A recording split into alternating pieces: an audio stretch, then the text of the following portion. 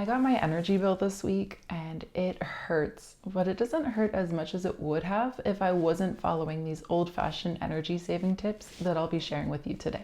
Before I get into the tips, I just want to say real quick, if you follow me here on YouTube, you may have noticed that I haven't been on here for a hot minute, so I do have an update for you at the end of this video. The first energy saving tip that I'm going to be sharing with you is hanging your laundry to dry. Now, in the summer, I am a big advocate of hanging laundry to dry outside. One of the first purchases I made for my home was a rotary drying rack because I don't really have the infrastructure in place for one of the pulley ones, which would be ideal. That would be so much better than the rotary rack that I have. It can be a bit of a challenge sometimes when I need to lug a heavy basket of wet laundry up the stairs from the basement and outside with two young children tagging behind me, especially when I don't have a fenced-in yard. So sometimes I just need to drop everything to chase after them.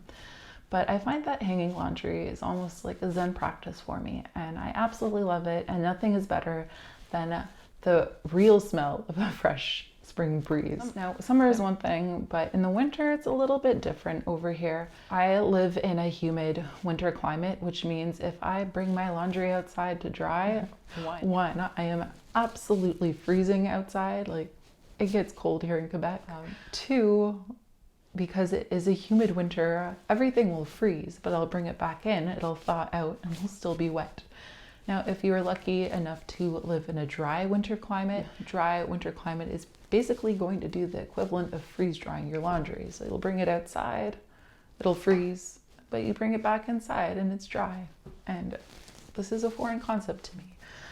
I have one blogger friend that hangs her laundry outside to dry, and I had no idea that you could actually do that in the winter just because of the nature of Quebec winters. Now, I do have a drying rack downstairs that I use for items that can't go in the dryer. But having two young raucous boys, it's not an option for me in the winter. I used to have a friend who had her basement ceiling outfitted with lines, like across the rafters, and she would hang her laundry from the rafters, and it was a great system. And I'd probably use a system like that, but it's too much of a hassle to use drying racks for me personally, especially considering that I'm doing laundry for a family of 4. If it's just you and maybe one other person and you don't have to do laundry 4 times a week, maybe that might be an option for you. And if it's not an option in the winter, it should definitely be in the summer. The second tip is one that I alluded to in my last video on rationing like it's World War II. And this tip is maximizing oven space. I don't know if you know this, but every time you turn on your oven, it uses an incredible amount of energy. During World War II, when rationing was happening, if somebody was running their oven and it wasn't crammed full, they would let their neighbors know, and people would just come on over and they would use that oven space, making sure there was no real estate left in there. It's kind of hard to imagine putting that into practice today, calling up your neighborhood, "Hi Pam, you want to come over? I'm turning on my oven, I'm making a pizza." But one thing that I like to do when I am making a pizza or when I do have something in the oven is popping something in the oven that's going to make my food prep easier throughout the week. So one of my favorite tricks is washing a bunch of potatoes. I'll prick holes in all of them. I'll oil each potato up, rub it in salt, and I'll just throw it in the oven with whatever else I am baking. And then I have this week worth of potatoes for my family. I'll cut them up for breakfast to dip my eggs in, kind of like doing a quick home fry. You can use them in potato salads or just something for an easy side, and it's wonderful. You can throw squash in there. You can make some roasted garlic for flavoring soups or mashed potatoes or just spreading it on bread. I love roasted garlic. Throw in some sweet potatoes, throw in a squash, throw in a pumpkin, throw in an eggplant. Ooh, you can roast some eggplant to make baba ganoush. That would be a good one. It's some food for thought. Think about it, and maybe next time you fire up that oven, you can throw something else in there. Number 3, depending on the season, if it's whether it's summer or it's winter, this is applicable. So in the winter, one thing I like making sure I do in every room is throwing open the curtains wide. At nighttime, I make sure I close all of the curtains, at least the curtains that matter. I do have like sheer curtains on my living room window that won't do anything to help keep the heat inside. But in my bedrooms, I have thermal curtains, which are fabulous. They are supposed to help retain the heat or keep the heat out during the summer. And that's the thing. So in the winter, you want to let all of that natural light in during the day to heat up your home. And I find that during the day, especially when it's sunny outside, my furnace barely works because it gets really warm in here, and we ride that heat throughout the day. And the reverse is true in the summer. In the summer, you want to keep your home as cool as possible without running the air conditioner. And so you would close those curtains, particularly the curtains that matter. I guess that would be a tip that's harder to follow if you have houseplants everywhere. But I mean, in the summer, you can put your houseplants outside, right? And then at night, we'd throw the windows open to cool down the rooms, especially when you have a nice breeze coming in. But on the hottest of summer days, sometimes you just want to run that AC. The fourth tip is one that'll probably have the biggest impact on your energy bill, and that is turning your thermostat down or up, depending on what the season is. So in the summer, I barely run my air conditioner. I try not to, but if it gets really humid in here, and sometimes it does, that is when I will run the AC. And it drives my husband crazy because he gets really hot, and meanwhile, I'm like, I don't know, summer is my season. Like, I love being warm. Like, even right now, like, it's winter here and my fingers are like, they feel like ice. And that's because I keep the thermostat down in the winter. So summer, I am good, but the winter, I hate being cold. And we keep our house pretty cool in the winter, especially for my mom. My mom hates visiting me in the winter just because we keep it, I think it's 67 degrees Fahrenheit here. And it's funny, I'm in Canada, but our thermostat is in Fahrenheit.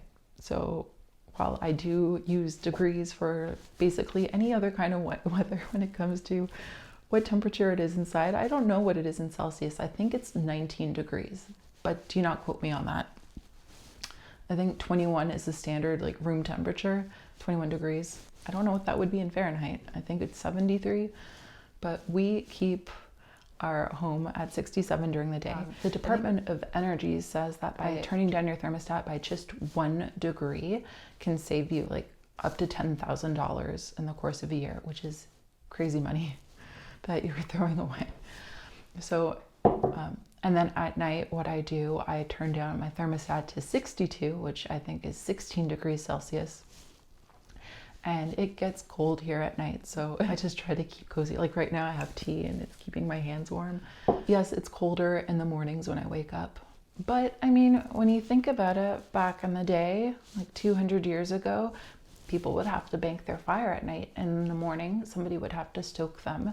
And it would be freezing in those like poorly insulated houses. And whoever that person was, I felt my heart goes out to them, because it takes a brave soul to wake up when it's freezing in your house. But fortunately for us, we have programmed thermostats.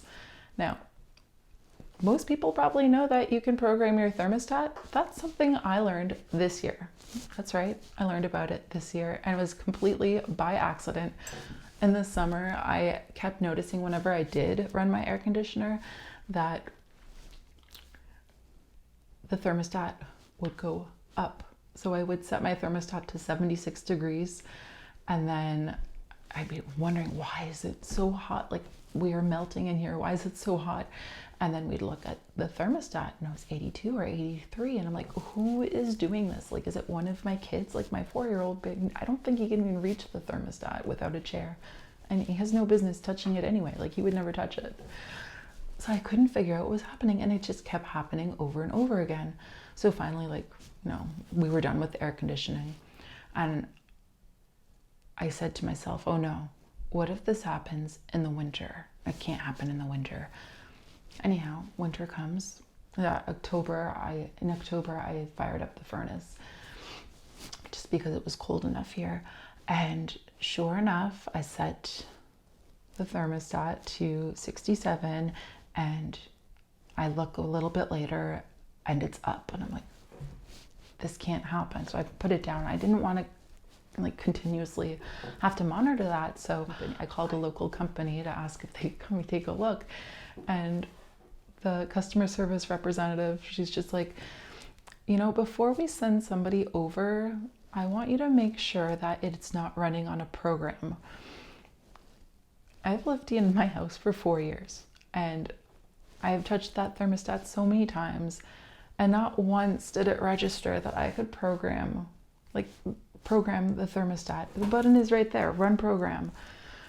So that very same day I programmed it and at 10 p.m. automatically it goes down to 62 degrees. Nobody is going to forget, because sometimes I would forget to turn it off or I'd be in bed and I'm like, oh, I need to get up and I need to turn down the thermostat. So I don't need to think about it anymore. I just let it run its program. Now, when I do leave the house, I do hold, that's what it was on for the longest time, it was on hold. I do make sure that the thermostat holds a lower temperature because there is no point to wasting energy when we are not home. So when we're not home, I'm not running the air conditioner, I'm not running the furnace, unless like it'll run at 62 because I don't want my pipes to freeze. Yeah, why waste energy if you're not home? So I'm about to share the 5th tip with you, but before I do that, if you are liking this video at all, I hope you will take a quick second to like this video. A little like goes a long way for a small channel like mine. So the 5th tip is one that might give some of you the heebie-jeebies, and that is showering less. 200 years ago, most people that I know of didn't have running water during a regular week. I mean, rooms had ewers and wash basins and people would just freshen themselves up with that. So what I'm proposing is showering a little bit less and refreshing ourselves more. So something that I like to do in between my showers, and I only shower like maybe once or twice a week, and I feel clean. Okay. I've actually I used to have to shower every day because my hair would get super greasy, and it took me years and years and years to break that cycle, that because it would get greasy because I was constantly washing it. I shampooed it every single time I hopped in the shower, and it was terrible for my hair, and it took me a very long time for me to rebalance it. So I did everything from the no poo method. I did apple cider vinegar rinses. I used natural shampoos, and it took me a while until I was able to get my hair under control and not be a prisoner to daily hair washing. I finally understood the excuse that women use when they say I'm washing my hair, because I take my time with it now. But I digress again. So what I do to keep myself fresh throughout the week is give myself a hot scrub. So what I will do is I will clean out my sink, and then I fill it with hot water. I add a squirt of Dr. Bronner's Castile soap. I like using their peppermint Castile soap. Also, is it Castile or is it Castile? Castile? I always say Castile. It might be wrong. Potato, right? I'll add a little squirt of that soap, and it's almost like an aromatherapy session for me, because peppermint is not only stress relieving, but it just, I don't know, I find that it boosts my mood and it helps with mental clarity as well. So I love having that little aromatherapy session while I'm giving myself that hot scrub. So once my little sink is full, I'll take a washcloth, I'll get it in the water, and then I wring it out, and I start with my face, I scrub it, and then, you know, washcloth back in, squeeze it out, and then I do my arms, and I just scrub. I scrub everywhere, and I just feel like when I'm done, I just feel so refreshed. And I find when I take a shower, like, it's more relaxing. And I stay in there for a really long time. Like, I try not to, but it just feels so good to be in a shower. But the hot scrub, like, it's invigorating. Another thing that you can do is dry brushing. Now, what is dry brushing? I will show you dry brushing. Oh, at least I will show you a dry brush. I'm not gonna dry brush on camera because I'm wearing a long sleeve. But this is a dry brush. It's exfoliating. It helps to remove dead skin, and it also helps drain the lymph system. So yeah, I love this thing and I use it quite often. And you just go in a circular motion and you're supposed to like go away from your heart, or is it towards your heart? So hot scrubs, dry brushing, and if you really want to take those showers, another thing you could do is take a cold shower. Cold therapy is all the rage right now. It's supposed to be really good for your system. I'm not good with it. The only time I can do it is after a workout. But I've tried it, like I'll start with a warm shower and then I try to go cold, and I don't know. I probably just need to get myself in the right mental zone for it. But that's a good way to use less energy, is to not require your water heater to do any work. Just think about how quickly you'll get out of the shower. It'll be the most efficient shower ever because you're going to just have the soap on, soap off, and get on out of there. So number 6 is a tip that some of us do. Some of us know we should do, but don't because we don't know how, or don't even think about it at all. And that's sealing up drafty windows and doors. Now, again, rewinding back in time. Yeah, that's my rewinding move. Rewinding back in time. People would use whatever material that they could to plug up these drafty areas. So they'd use newspaper, they'd use straw, they'd use mud, whatever they could to insulate a little bit better. Growing up, we lived in a century home, and the windows were a work of art. Like, the windows were gorgeous, but they were these old windows, and the old window panes were in there. And the amount of money my mom would have had to spend on installing to replace those windows would have been a ludicrous amount of money. And she was a single, self-employed mother of 3 children. She didn't have that kind of money to spend on updating the windows. And so what she would do in the winter was she would cover the windows in these enormous sheets of thick, heavy plastic. Not the most environmentally friendly option, but neither was having really thin window panes. She would put them up over the windows and save money on her gas bill, which probably made her cry every month because I know it was exorbitant, and she did whatever she could to save money on the gas bills. That house burned down though, so she never had to worry about those windows again. Myself personally, I am not the handiest person. I'm probably one of the least handy people around, but I do know that weatherproofing your home is a good idea, great way to save money. And I do have a book on it. I do have like a Home Depot book that I reference sometimes for different house projects. And the most that they have to offer for weatherproofing is caulking. We tried caulking once, and I'd be too embarrassed to show you what that job looked like. Actually, probably would have been really funny. I don't think it did anything. I think we did it wrong. We definitely did it wrong. Anyhow, my 4-year-old's room was really cold at night, and I knew I had to do something to retain the heat a little bit. And while the window didn't feel drafty, the window always felt cold. So what I did, I went over to the local hardware store and I asked the guy at the service desk what I could do. And he brought me to an aisle and he showed me this window insulation kit. And he's like, use this. I'm like, okay. So I brought it home and gathered up my courage, and I just, washed the window, and then I put tape around the window and I put this plastic over it. And this is like a shrink wrap plastic. So I took my hairdryer and it kind of shrunk, and I couldn't get over how easy it was. And the room does seem a little bit warmer. Now when it's really cold outside, his room is cold, but every room in the house feels cold. So I don't know if it solved the problem completely, but it does feel a little bit warmer. It kind of blends in too. Like, it's not like the thick, heavy duty plastic that my mom put over her own windows. Another thing you can do if you have drafts that come underneath your door is to install a door draft stopper. Now, this is something that you can make yourself if you're handy. I'm not handy. I don't know if I'd be able to manage making one, but at the same time, it looks like a craft project that's easy enough to manage on your own. Otherwise, something that you can definitely pick up on Amazon or even on Etsy if you want to support a small business. We are down to our last 3 tips. So tip number 7 is put a lid on it.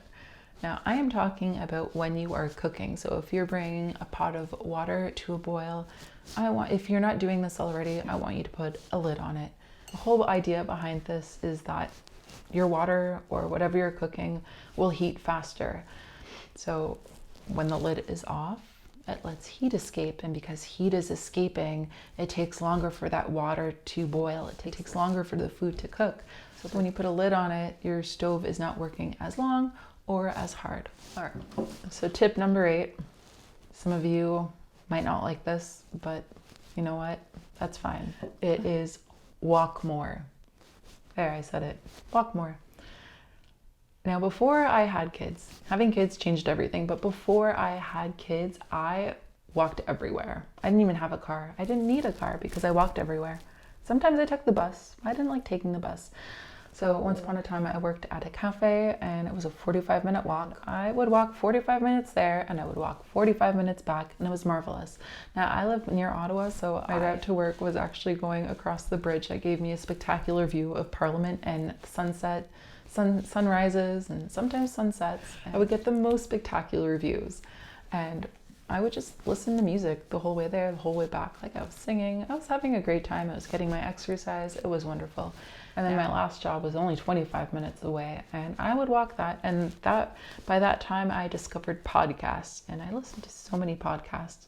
I love podcasts. I don't have time to listen to them anymore, but I love them. I learn so much. I can learn while I drive. I can't learn when I drive anymore. My kids complain. But I don't know.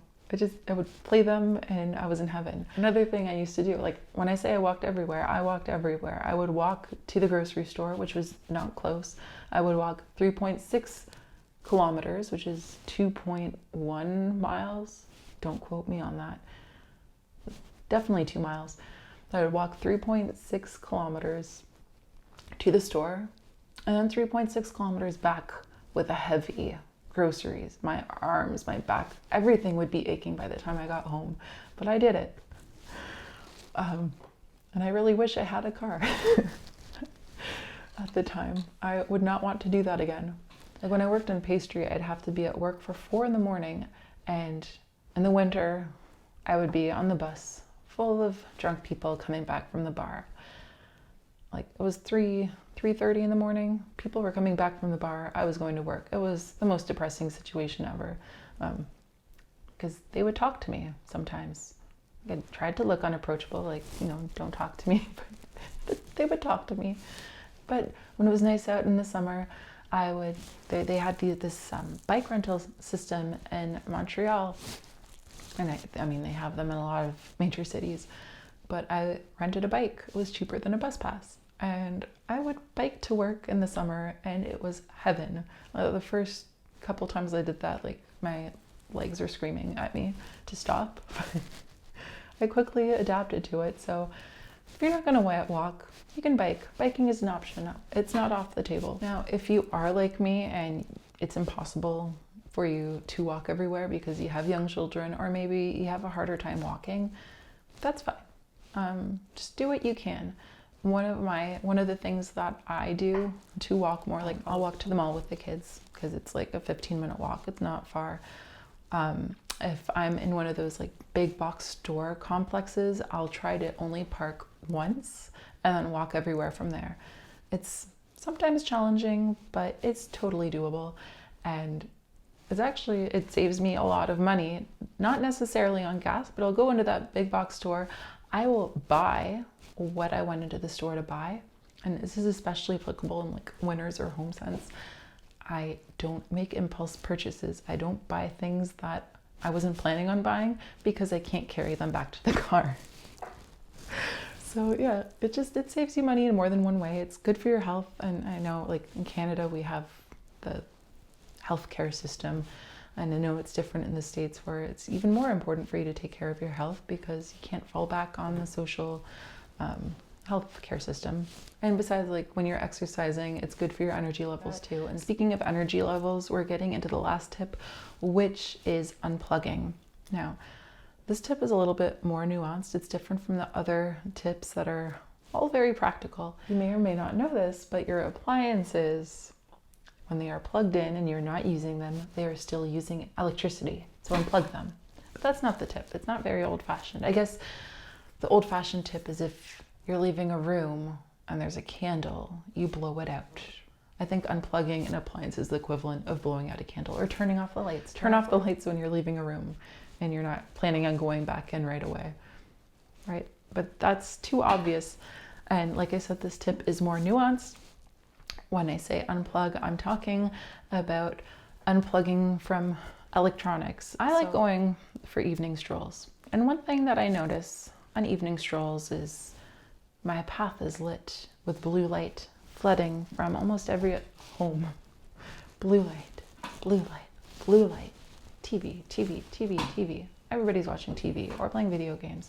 So I am proposing a challenge. One night a week, unplug. Turn off the TV, turn off the computer, turn off the phone, and do something physical. Do something that's tangible.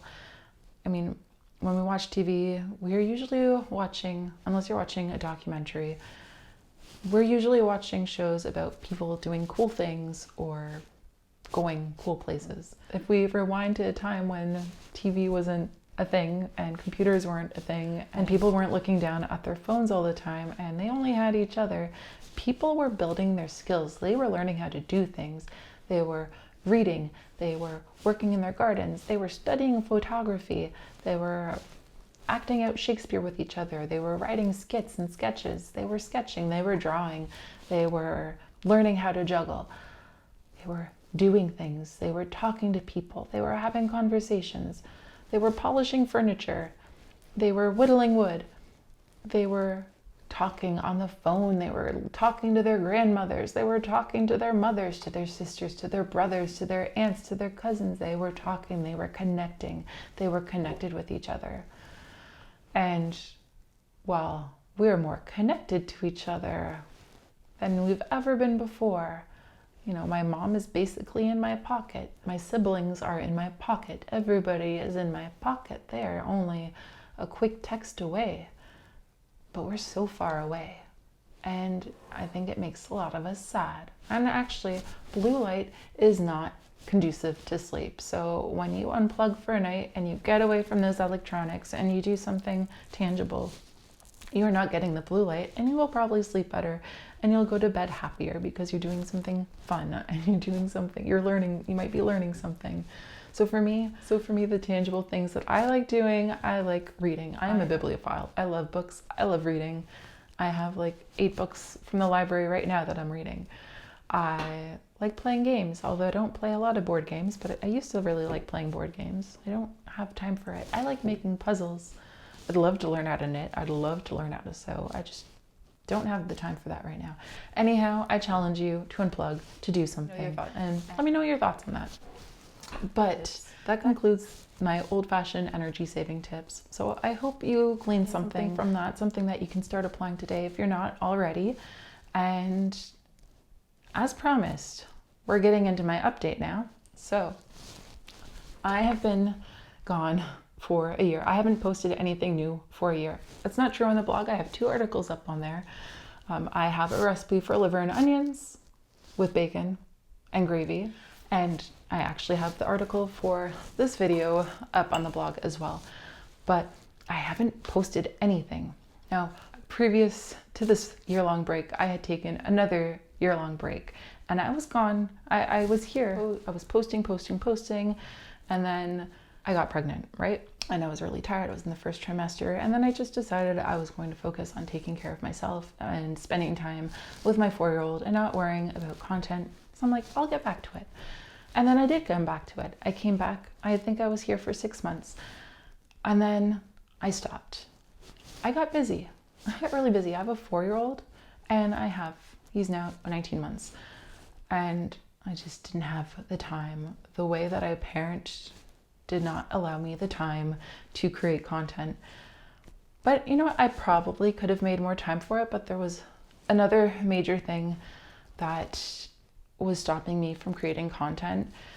And that was, okay, you probably noticed right off the bat, but look at my hair. This is the first video where I'm not dressed up. And I just got really tired of dressing up. It took me so long to get dressed up, to do the hair, to do the makeup. And the thing is, one of my cornerstones of my content was talking about simple living. And meanwhile, it was taking me an hour, sometimes 2 hours to do my hair and makeup. I am not a hairstylist. I am not a hairdresser. That's my mother. My mother is a very good hairdresser. She taught me absolutely nothing about hair, nothing about makeup. Everything is self-taught. Like, I have watched so many YouTube videos in the past, like on how to do the hair, and I was never good at it. I would do it sometimes. Sometimes it would look fine. Sometimes it would look great. A lot of the times, like, my victory rolls looked stupid. They didn't look great. It was very frustrating for me. It stopped being fun for me to do my hair and my makeup. Okay. I do not wear makeup. My daily life, I don't wear it. I don't like it. I don't like how it feels on my skin. It feels like my skin can't breathe. And like, I know, like, you can buy natural makeup. You can make natural makeup. And I don't buy it and I don't make it. So I don't wear it. One of the things I like talking about is removing toxins from your life and like using natural cleaners and being careful about what you put in your body and on your body. And meanwhile, I'm like putting on all this makeup, eyeliner and mascara, and I don't know, I didn't feel like myself. I didn't feel like I was being authentic, and that was a major problem for me. And I felt like I couldn't be authentic on my channel. Even though, like, whenever I was talking to you in my previous videos, I was always being authentic. I was always being myself. I was being myself without looking like myself. And that just became a really big problem for me, especially since it just took all of this time that I could have been spent doing something else, like spending time with my kids or working on new content. And, you know, instead I was spending that time looking like a character that I created. And it took me a very long time to give myself permission to let go of this character that I created, what my husband calls the vixen. Yeah, I've been torn up about it for months and months and months, just wondering what should I do. My husband's like, well, you can't have a channel and not be the vixen. And somebody else was like, oh yeah, it would be a shame if you didn't dress up anymore. But I mean, that's not what I look like. This is what I look like. And I don't know, I don't want to hide behind makeup and hairspray and bobby pins and, I don't know, just battling. And look at how long my hair is. This would be really hard to do in a victory roll, at least for me. And when I started the channel, it was a lot shorter. And now it's super long. I'm sure I'll lose some of my followers who really wanted to imagine me as this trad wife. That's not what I am. Like, I am a homemaker, and I do try to create a cozy, loving home for my family and to put these old-fashioned skills into practice. And that's what I aim to inspire. So I have done some rebranding on my blog and on my YouTube channel, and I just figured, you know, while I'm rebranding, I'm just going to do away with the hair and makeup too. So that's a major update, and it's really big for me, and I'm probably going to be really anxious as I hit publish on it. But this is me, and it's really funny because I brought this to a group of my YouTube friends. And I'm like, should I do it? Like, what do you think? Should I let go of my character? And one of them said, you know, and she referenced the Jamie Oliver show, you know, the British chef. And she's like, you know, for years I wouldn't watch The Naked Chef because of the name. And I'm like, okay, that's a fair point. And so when you watch Vintage Kitchen Vixen, I hope it's for the things that I teach, the tips that I share, the recipes that I make, and just for me, not for the hair and makeup, but just for me as I am. Thank you so much for being here, for having watched my video. And next time I see you, it won't be a year from now. Bye.